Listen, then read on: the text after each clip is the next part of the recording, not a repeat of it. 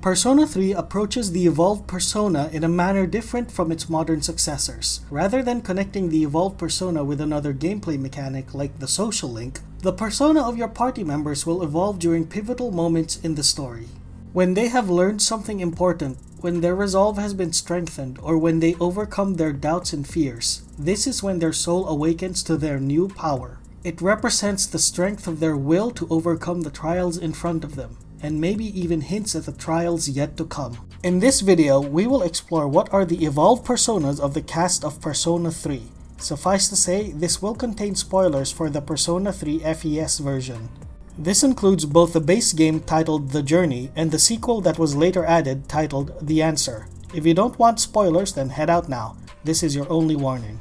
In addition, I will put my disclaimer that I am not as familiar with Hindu mythology as I am with Greek, Roman, and Abrahamic mythology and legends. If I have misunderstood something or left something vital out, please feel free to point it out in the comments below. With that, let's make a heartfelt cry. Upon seeing the restored, unaltered footage of her father's final moments, when her faith in her father was validated as she saw the last thing that her father was thinking about was her, Yukari's persona, Io, becomes Isis. Isis, or Aset or Eset, is the Egyptian goddess of love, fertility, magic, healing, and the moon. Just as Io had to travel to Egypt to be free of her curse and become queen of Egypt, Yukari had to seek out the truth of her father. It is only with help from the seas, particularly Fuuka, that she is able to be free of her doubts and shame. This gives her the resolve to continue the fight with the members of SEAS. When Ryoji offered everyone the opportunity to lose their memories, she is the first one to refuse his offer. She saw forgetting as the same as hiding from the truth. When Osiris, Isis's husband and sibling, ascended to become king, she effectively became queen. Her name translates to Queen of the Throne. Yukari had a very special bond with the protagonist. She was very close with him, which is why his death would be so devastating to Yukari. Osiris was killed by his jealous brother Set. Set scatters his body all over Egypt. Isis is unable to grieve for her husband as she goes through the arduous task of gathering his body parts. Similarly, Yukari distracts herself from her grief by busying herself with things like cram school. Initially, it looks like she is ready to move on with her life. In truth, she is running away from her pain by distancing herself from everything that reminds her of it, including the dormitory and even the members of SEAS. Isis is able to resurrect her husband, but his resurrection is temporary. Osiris and Isis make the most of their short reunion by conceiving Horus, who would one day avenge his father. Just as Isis showed great faith and loyalty to her dead husband, Yukari also showed great loyalty to the people in her life that died. She never doubted her father's love and sought out the truth of his death. And just as Isis was able to resurrect her husband, Yukari wanted to use the Abyss of Time to change the fate of the main character. When Isis's son Horus was born, they fled to the Chemis swamp to hide from Set. Horus is a sickly child and the swamps has many dangers like snakes. But Isis is able to protect Horus with the help from the other gods, marsh nymphs, and even Set's wife Nephthys, who left her husband due to his cruelty.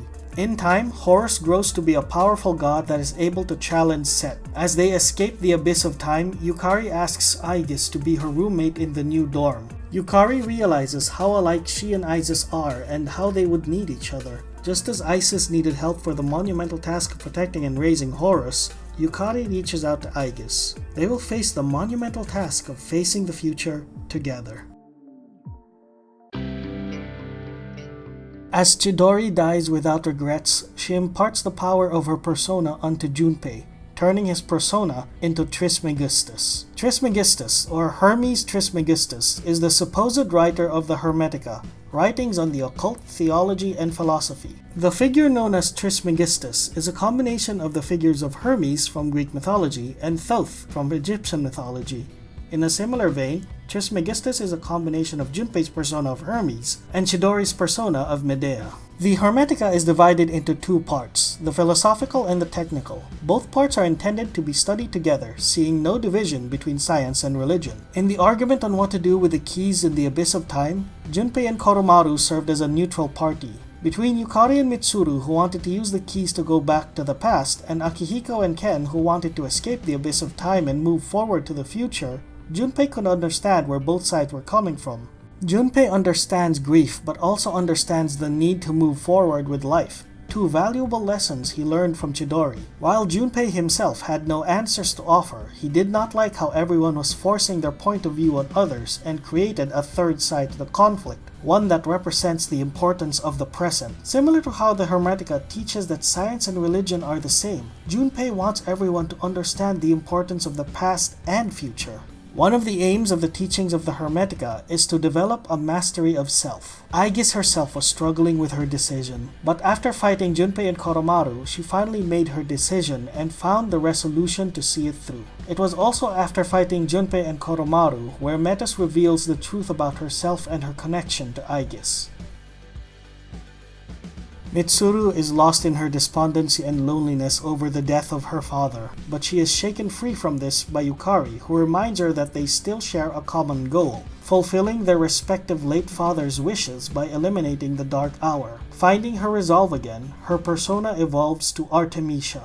Artemisia of Caria is the queen of the Anatolian region of Caria. When her husband died, she took over as ruler of the region, serving as regent to her son. She would even command the army of Caria as she served as an ally and advisor to the Persian king Xerxes. During his conquest of Greece, Artemisia is the only one of King Xerxes' allies to advise against fighting the Greeks in the waters of Salamis. King Xerxes praised Artemisia's courage to speak against his wishes, but sent his armies regardless. Just as Artemisia wanted to spare the Persian army a catastrophic defeat, Mitsuru wanted to spare her friends any more misery. After defeating Nyx and after the funeral of the protagonist, Mitsuru would ask the members of SEAS to turn in their evokers, believing their fight was done. Despite knowing the Battle of Salamis would be disastrous, Artemisia followed King Xerxes into battle. Similarly, Mitsuru would take up her father's fight in ending the Dark Hour. Even though her father absolves her of any guilt or responsibility, she fights to protect her father. When Artemisia was cornered in the Battle of Salamis, legends say that she survived by sinking one of her own ships and securing an escape route for her. Other legends say that she raised Greek standards on her ships to avoid capture. Whatever Artemisia did, she managed to survive to advise King Xerxes to withdraw from Greece. Just as Artemisia did dishonorable things to survive, Mitsuru would continue fighting for the Kirijo group despite its blemished reputation. Opinions on Artemisia are mixed and contentious. Some would praise her gallantry and cunning, traits that even King Xerxes respected. Others would deride her, calling her a coward and a pirate. Just as Artemisia was a divisive figure, so too was Mitsuru. Mitsuru sided with Yukari during the argument with regards to the keys of the Abyss of Time. Knowing full well the rest of the team would be against this decision, she honors the promise she made to Yukari and stands by her. Where Penthesilea would seek atonement for her mistake by seeking her death, Artemisia, when confronted with her failure, did whatever was necessary to survive and fight another day. Mitsuru believed that her fight was over and wanted to dismantle the SEAS to help salvage her family's reputation and spare her friends from future misery. But she then realizes that she still has something to fight for, a future where the protagonist no longer has to serve as the Great Seal. Regardless of how monumental or hopeless that fight may be, it is a fight she cannot abandon. It is for this reason that she changes her mind about the evokers and allows everyone to keep theirs, just in case.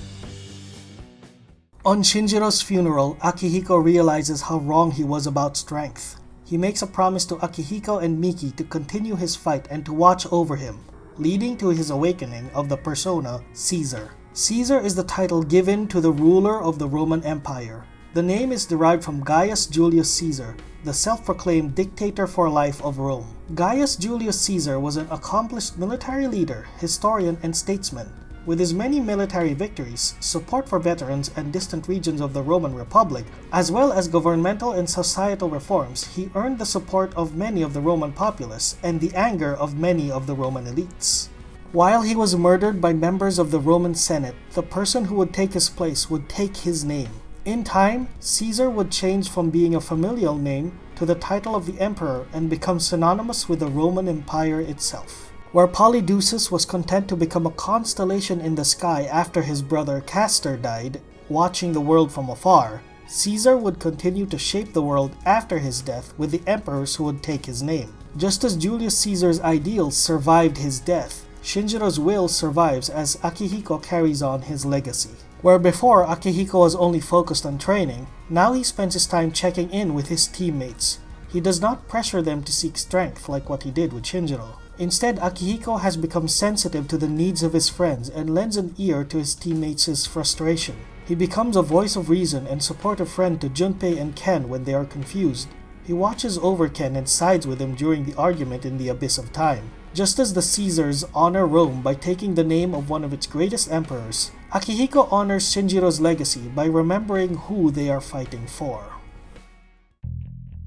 When she no longer defines herself as a machine who failed in her purpose, but as a machine who has chosen her purpose, Aigis' persona evolves to Athena. Athena is the Greek goddess of wisdom, war, defense of towns, weaving, pottery, and heroic endeavor. Where Ares is the god of war that focuses on violence, brutality, and destruction, Athena is the god of war that exalts tactics, skill, and defense.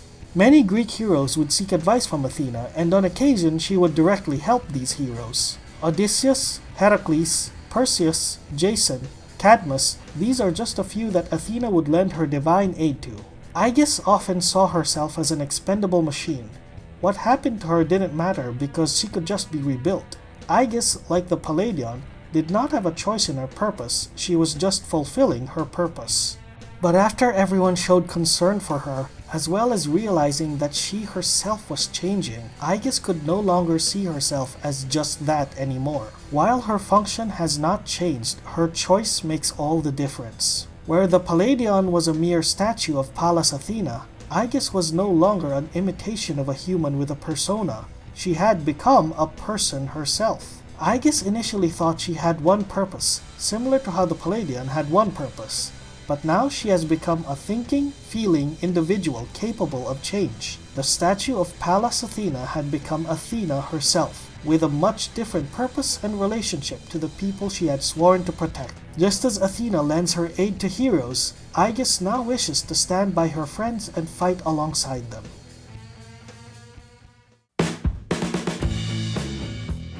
Realizing that he has been using his hate to run away from his fear of being left behind, Ken decides to stop living for the dead. This is when his persona turns into Kalanemi. Kalanemi is an Asura, superhuman demigods infamous for being power-hungry and warlike. Kalanemi participated in the Tarakamaya War. According to the Skanda Purana, a war was waged between the Asuras and the Devas, divine beings similar to the Asuras but more benevolent. Upon seeing Indra, king of the Devas, smite and kill some of his allies, Kalanemi went into a rage and attacked Indra relentlessly. Similarly, Ken had nothing inside him but anger for the people that dismissed his mother's death as an accident. He would direct this rage at the person responsible for his mother's death, Shinjiro. Kalanemi was then confronted by the preserver deity Vishnu. Kalanemi was knocked out by Vishnu and when he awoke, surrendered and asked Vishnu for a blessing before he was killed.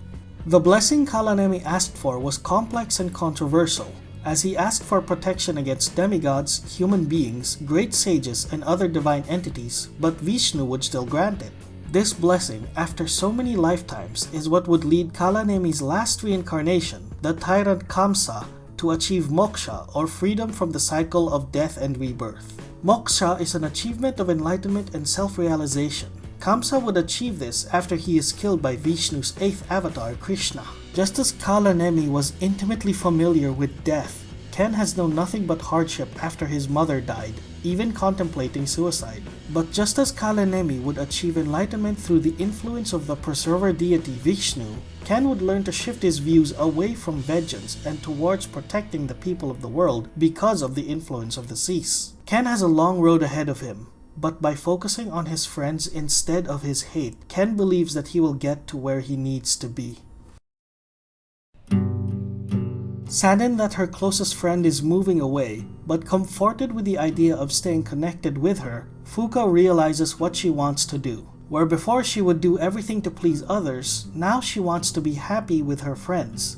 Her desire to keep all of her friends connected and together is what allows her persona to evolve into Juno.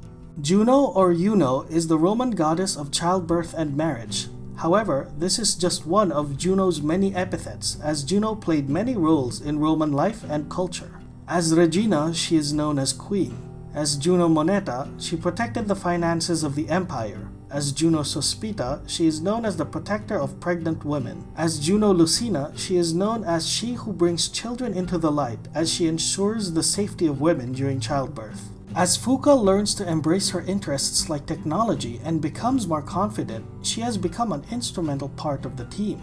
From fixing up some of the equipment to hacking the Kirijo group's servers and being a caregiver to the Seas, Fuuka wears many hats on the Seas team, just as Juno has many titles and responsibilities. Juno is also portrayed as warlike, often portrayed with a spear, shield, and goatskin coat, the attire often worn by Roman soldiers. This is just another one of Juno's roles and does not conflict with her other roles like a protector of women. As Fuuka has become more outgoing, she often finds herself in a more peacekeeper and caregiver role. This role is highlighted during the argument about the keys of the Abyss of Time. As the Seas is unable to reach a consensus, with no one wanting to back down, the group fractures. While everyone has formed their factions, Fuuka stays with Aigis, who is still confused about what she wants to do. Where Lucia received her visions from a higher power and could do nothing against the soldiers who killed her, Juno has her own power and plays a more active role in protecting women and children. Fuuka used to focus on doing things that would make other people happy and like her. She did nothing about her bullies but endure their abuse. Now she is rechanneling her energies into connecting and keeping her friends together. She is no longer focused on making other people happy. Now she wants to be happy with the friends she cares about. While the main character's persona never evolves, the credits imply that his evolved persona is Messiah. Messiah appears during an apocalyptic event to save the virtuous chosen. When people think of the Messiah, many think of Jesus Christ of Christian religion and Abrahamic mythology. Jesus Christ is believed to have died, resurrected, and will return in Judgment Day to bring the righteous to heaven. However, the idea and the archetype of a Messiah appears in many religions. In Buddhism, Maitreya Bodhisattva is the fifth Buddha who will appear in the future to succeed the present Buddha. It is said that Maitreya will teach enlightenment to the next age. In Hindu mythology, Krishna, the god of compassion, love, beauty, protection, and a divine hero, is said to appear whenever the world is in danger. In Taoism, there are prophecies of a figure called Li Hong who will appear at the end of the world to rescue the chosen people. Some believe Li Hong to be a reincarnation of the Taoist philosopher Lao Tzu. Ultimately, Nyx did prove impossible to kill in The Fall Seems Nigh, but by drawing upon the bonds he created, the protagonist is able to create a new beginning. This is the power the main character uses to confront Nyx.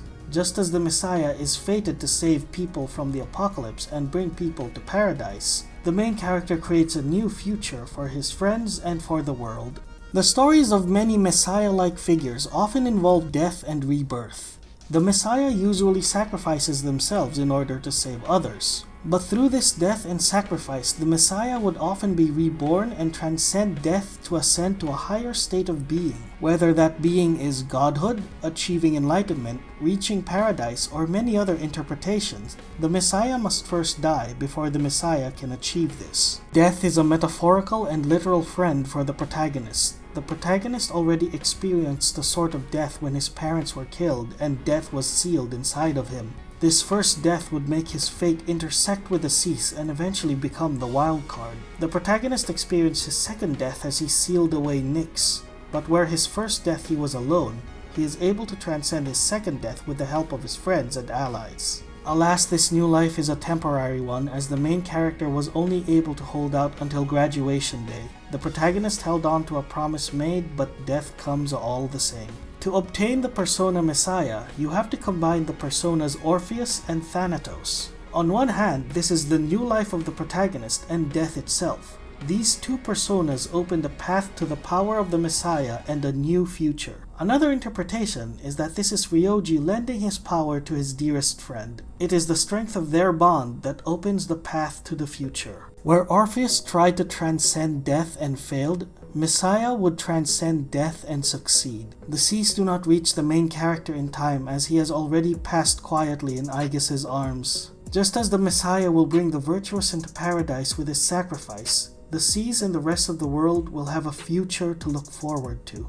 Through their journey with the main character, each of the Cs has gone through terrible hardship and pain. But by learning how to lean on their bonds, they are able to find the strength to persevere through their respective tragedies. Each one of them gains the courage to face the future and never lose hope, no matter what tomorrow may bring. This resolve is immediately tested when the Cs must face the tragedy of the protagonist's death. In the sequel scenario The Answer, we learn the fate of the protagonist.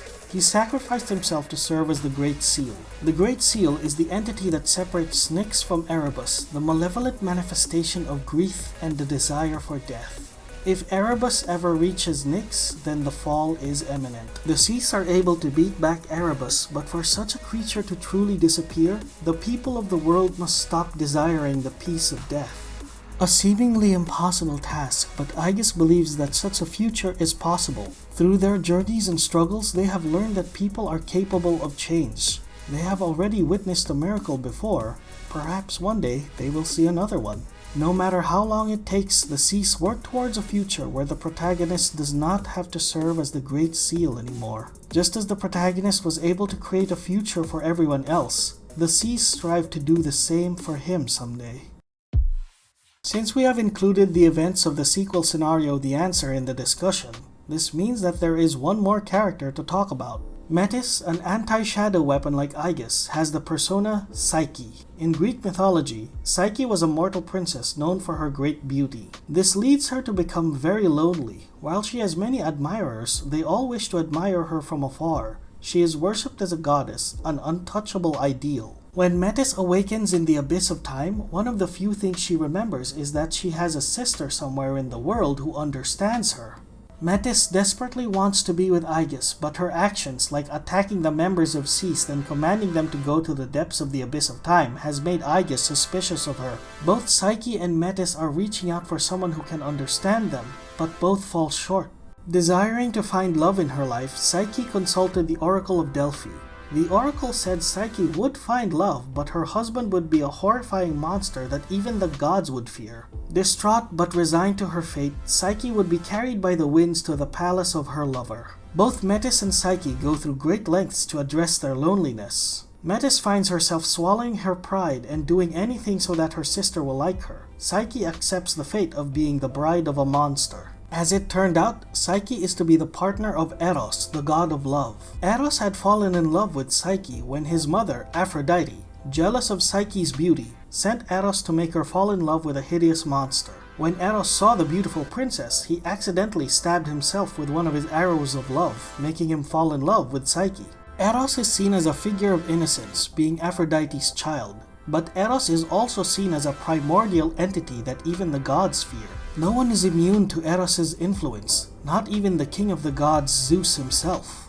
Considering how Aigis feels about the protagonist, who can be found at the depths of the abyss of time, the mysterious anomaly could be considered the palace of the protagonist. Psyche is welcomed into Eros' palace, but Eros remains invisible to her. Eros says that Psyche will be well taken care of, but she can never see the face of her monster husband.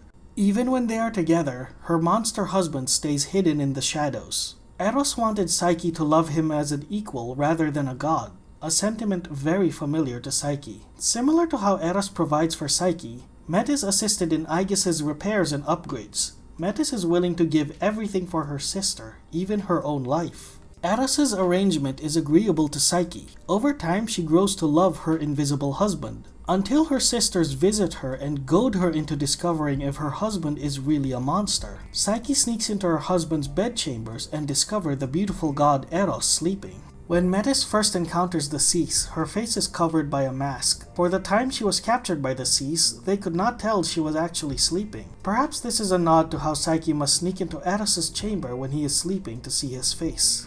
Metis remains very dodgy with questions about her. The mask is symbolic of hiding her true intentions and goals. The only thing transparent about her is that her sister Aigis is her first priority. Where Eros stayed hidden because he desired a lover and not another worshipper, Metis keeps quiet with her reasons because she wishes Aigis to like her. Psyche accidentally touches Eros' arrows and falls even harder for him. Unfortunately, the oil of her lamp also falls in love with Eros and splashes itself upon him. That's not hyperbole, the book actually says that. Burned by this betrayal, Eros flies away. Psyche is once again distraught with her love, believing that she betrayed him. Aphrodite then appears to reveal that Psyche can make amends and get back her love by accomplishing a series of tasks. The Abyss of Time is a series of trials that test the resolve of the Seas. From facing their own pasts to facing each other, the Seas overcome these trials. At the end of it, they are reunited with the protagonist. Just as Psyche had to complete these challenges to be reunited with her love, the Seas have to go through the Abyss of Time's gauntlet to be reunited with their dear friend. The tasks Aphrodite gives Psyche are seemingly impossible. At many times during the trial, Psyche contemplates taking her own life to end her misery, like drowning herself in the river. Similarly, Aigis contemplates death at many points in the Abyss of Time. One way is being turned back into a machine, which is what she wanted at the start. Another way is by giving up her key to Yukari and Mitsuru and allow them to use the Abyss of Time to change fate. Yet another way is when Metis reveals that the power of the wild card could lead to her death. Aigis continues to accept the power of the wild card if it means she does not have to hurt her friends. In all of Psyche's impossible tasks, she is able to accomplish them with help from the animals or the gods themselves. Yukari wanted to use the Abyss of Time to save the protagonist from his mysterious fate. In truth, she only wanted to see him again. The death of the protagonist devastated her. She wanted to move on, but found that things were too overwhelming. Her bond with the protagonist was too strong. The loss would be something that she would always feel. Overcoming the protagonist's death might prove to be an impossible task, but Mitsuru reminds her that she can ask for help from the rest of her friends as they all share this pain with her. There was no need to suffer alone.